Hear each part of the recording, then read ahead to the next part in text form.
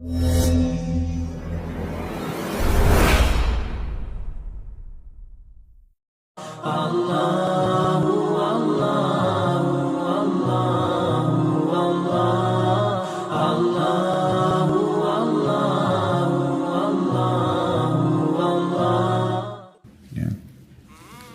yang kedua dari Ramadan adalah tahajud. Sholat tahajud. Tarawih artinya santai. Adalah sholat tahajud. Jadi tahajud, tarawih, qiyamul Ramadan, qiyamul lail. Sama semua ini. Sholat malam kan. Cuma Ramadan dimudahkan bagi kaum muslimin oleh Allah SWT untuk mengerjakan di awal waktu. Setelah sholat ba'diyah Isya kita sudah boleh sholat malam. Supaya yang tidak pernah sholat malam sepanjang tahun punya di buku amalnya ada sholat malamnya. Ya. Dan ini tujuannya teman-teman bukan hanya di Ramadan. Supaya kita kerjakan terus. Walaupun nanti setelah Ramadan kita kerjakan di sepertiga malam. Boleh pun kita kerjakan dari ba'da. Ya. Isya gak ada masalah di awal malam, pertengahan malam. Tapi yang paling afdal di sepertiga malam. Ya. Abu Darda pernah mengerjakan sholat malam dari sholat ba'diyah Isya sampai subuh, bukan Ramadan. Tapi mungkin kita pilih waktu yang Allah mudahkan, sepertiga malam. Sepertiga malam. Dan sekarang, selama sebulan, mayoritas kita teman-teman sudah terbiasa bangun sahur. Umumnya kalau saya tanya jemaah, di pengajian kami dulu sebelum pandemi ya, kapan anda sahur? Umumnya mereka mengatakan 1 jam sebelum azan subuh. Dan ini waktu sepertiga malam yang kata Nabi SAW kalau tertinggal sepertiga malam Allah turun ke langit bumi menanyakan kepada para malaikat, adakah yang memohon ampun saya maafkan, ada yang minta tolong saya tolong, adakah yang punya hajat saya penuhi. Setiap malam. Dan kita sudah dibiasakan selama sebulan bangun di waktu ini teman-teman. Kenapa enggak bangun sholat malam? Anda juga sudah biasa sholat tarawih. Anda baca surah-surah ringan, tidak ada masalah. Tapi yang paling penting kita sudah terbiasa dibangunkan sahur. Itu yang luar biasa. Sebulan loh ini. Sebulan. Kata Nabi SAW dalam hadis Bukhari, makan sahurlah kalian. Karena sungguhnya pada sahur itu terdapat berkah. Kita disuruh makan. Jadi dalam hadis yang lain, setiap muslim akan dalam keadaan sehat atau aman. Selama mereka menerlambatkan sahur. Mereka sahur sampai menjelang azan subuh dan mempercepat buka puasa. Hadis riwayat Bukhari Muslim. Jadi jelas sekali bagaimana Allah Subhanahu Wa Taala memudahkan kita teman-teman sekalian untuk sholat malam. Dan kata Nabi SAW dalam hadis Bukhari yang lain, sesungguhnya afdal sholat setelah sholat 5 waktu adalah sholat malam. Ini mutiara yang kedua. Jangan sia-siakan. Dirikan malam anda. Dan bagi suami istri, dengarkan hadis Nabi SAW. Semoga Allah merahmati seorang suami atau laki-laki yang bangun malam hari dia mau sholat tahajud, lalu dia bangunkan istrinya. Kalau istrinya tolak, dipercikkan air di wajahnya. Dan semoga Allah merahmati seorang wanita, istri, kalau dia bangun tengah malam dia mau sholat, maka dia bangunkan suaminya. Kemudian dia kalau tolak, maka kalau dia menolak dipercikkan sedikit air di wajahnya supaya dia bawa bangun. Ini keromantisan yang sebenarnya. Mutiara yang ketiga teman-teman, karena melihat waktu saya percepat saja, membaca Al-Quran. Ramadan bulan turunnya Al-Quran. Sampai Imam Syafi'i rahimahullah mengkhatam Al-Quran sehari 2 kali.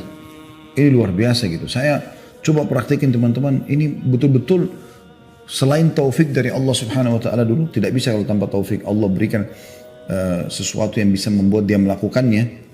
Kemudian juga karena ketekunan dia harus luangin mayoritas waktunya baca Quran. Itu di Ramadan. Ya. Bahkan seseorang dari kita kadang-kadang mengkhatam 1 kali aja masih sulit bagi dia. Tapi ada orang subhanallah Allah berikan taufik mengkhatam sampai 2 kali, 3 kali, 5 kali, 6 kali. Quran adalah petunjuk dari Allah Subhanahu Wa Taala yang harus setiap muslim jadikan sebagai pedoman, dan kita disuruh baca pada hari Ramadan ini. Baca. Agar anda juga nanti membacanya setelah Ramadan. Jangan tinggalkan Al-Quran. Kata Nabi SAW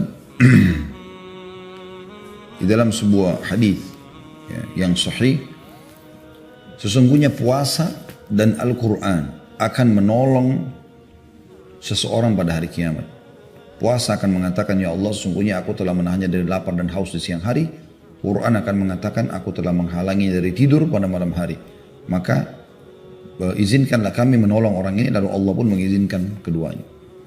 Juga kata Nabi SAW, Iqra al-Quran fa innahu ya'ti syafi'an li ahli yaumil qiyamah. Baca Al-Quran karena dia akan jadi penolong bagi pembacanya hari kiamat. Baca Al-Quran, ini kesempatan. Ini bukan perkataan biasa, bukan tulisan seseorang yang bestseller di kalangan manusia, tapi ini kalamullah. Yang keempat, sedekah teman-teman sekalian. Sedekah. Di Ramadan kita dimotivasi. Dikatakan dalam sebuah hadis riwayat Muslim oleh Aisyah radhiyallahu anha bahwasanya Nabi SAW orang yang paling luar biasa, dermawan sekali. Dan puncaknya pada bulan Ramadan. Kata kunci orang kaya sedekah, dan Ramadan memerintahkan kita untuk itu. Sampai dijadikan sedekah yang paling afdal di Ramadan. Kita dimotivasi untuk buka puasain orang lain itu dengan duit. Kita buka puasain orang. Dilipat gandakan pahala, dan kalau ada persepsi Anda yang hadir di sini menganggap bahwasanya bersedekah itu mengurangi harta, ini salah. Ya. Kata Nabi SAW dalam hadis, ya, tidak akan berkurang harta seseorang hamba karena sedekah, sebaliknya akan bertambah. Tidak seorang hamba pun yang terzalimi lalu dia bersabar kecuali Allah akan muliakan dia. Dan tidak seorang pun membuka pintu-pintu mengemis kecuali Allah akan bukakan baginya pintu kemiskinan.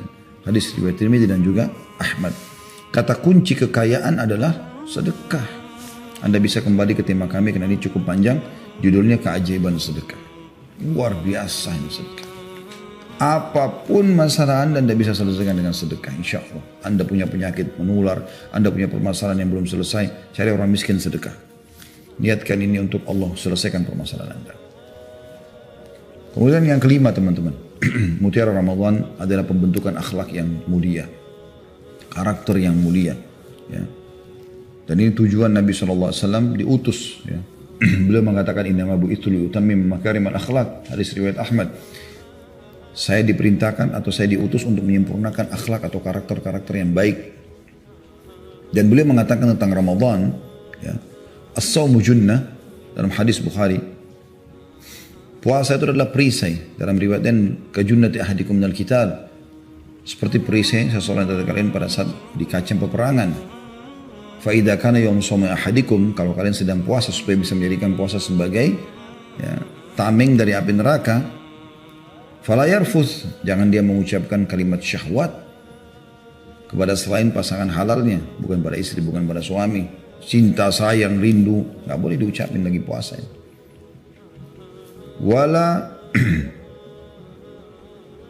fala yarfuth, wala yafsuq, tidak boleh dia buat kriminal, kejahatan. Wala yajhal, jangan dia menyia-nyiakan waktu.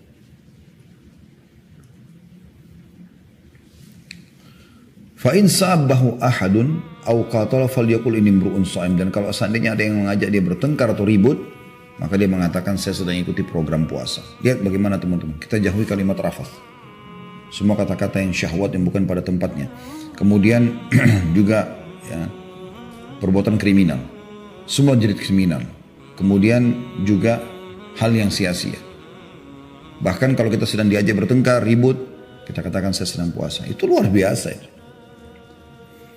Dan juga dalam hadits Bukhari yang lain kata Nabi SAW, man lam yada' qawla zuri wal amala bi falaysa lillahi hajatan fi an yada'a ta'ama wa syaraba.